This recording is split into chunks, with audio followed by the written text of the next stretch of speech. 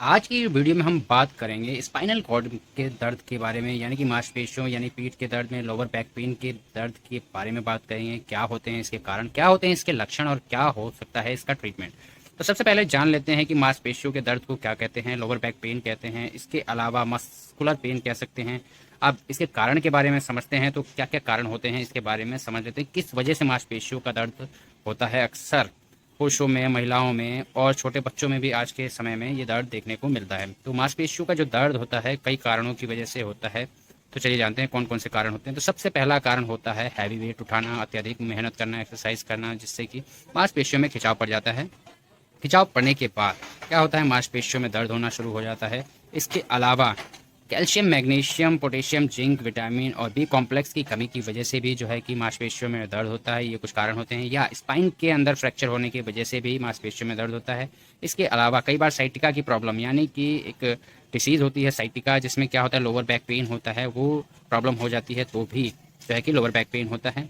और लक्षण क्या हैं, मतलब कि इसके लक्षण क्या हो सकते हैं। तो इसके लक्षण जो होते हैं वो होते हैं, लक्षण की बात करें तो सबसे पहला जो लक्षण होता है, पूरी बॉडी में पेन होता है, बैक में पेन होता है और गर्दन के पीछे वाले हिस्से में पेन होता है। इसके अलावा पैरों में दर्द होना शुरू हो जाता है, जो मस्कुलर पेन की समस्याओं की वजह से। इसके अलावा अब उपचार की बात करें, यानी कि ट्रीटमेंट की बात करें, तो सबसे पहले आपको या तो रेस्ट करना है या फिजियोथेरेपी करवानी है किसी भी फिजियोथेरेपिस्ट डॉक्टर के पास से। यानी फिजियोथेरेपी में क्या होता है, जिस पोर्शन पे आपको पेन रहता है वहाँ की सिकाई की जाती है, अच्छे तरीके से मसाज की जाती है और कुछ देर तक सिकाई की जाती है। इसके अलावा स्प्लिंट यानी कि लुम्बर सपोर्ट या लुम्बर बेल्ट ले सकते हैं पीठ के सपोर्ट के लिए, ताकि जो है कि जो मांसपेशियाँ हैं रिलैक्स रहें।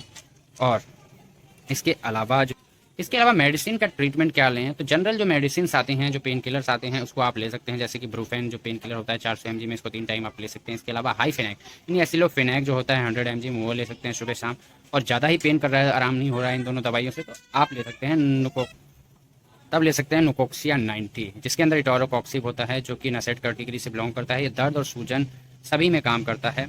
इसके अलावा अगर इस ट्रीटमेंट से आराम ना मिले तो भैया एक रामबाण ट्रीटमेंट है, जो किसी भी पेन किलर से आराम नहीं होता, तो न्यूरोपैथिक पेन होता है वो, यानी नसों का दर्द होता है, तब आपको लेना है मैक्सगालिन एंटी, जिसके अंदर प्रीगाबालिन 75 mg और नोर्टिफाइलिन जो होता है 10 mg में होता है, जो कि न्यूरोपैथिक पेन के लिए यूज़ किया जाता है।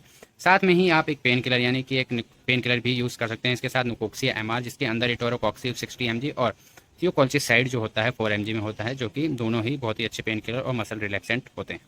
दर्द अगर फिर भी आराम ना हो तो आपको लेना है कैल्शियम की कुछ टैबलेट्स आप ले सकते हैं, जिससे कि जो है कि कैल्शियम की डेफिशिएंसी की वजह से पेन हो तो आप ले सकते हैं। इसके अलावा जैमकल ले सकते हैं, जैमकल 500 ले सकते हैं, शेलकल 500 ले सकते हैं। ये कैल्शियम की कुछ दवाएं होती हैं जिससे क्या होता है कि अगर किसी को कैल्शियम की कमी की वजह से जो है कि दर्द हो रहा है तो आराम हो जाता है। दवाई जुड़ी ऐसी ही और जानकारियों के लिए हमारे छोटे चैनल को सब्सक्राइब और फॉलो जरूर करें।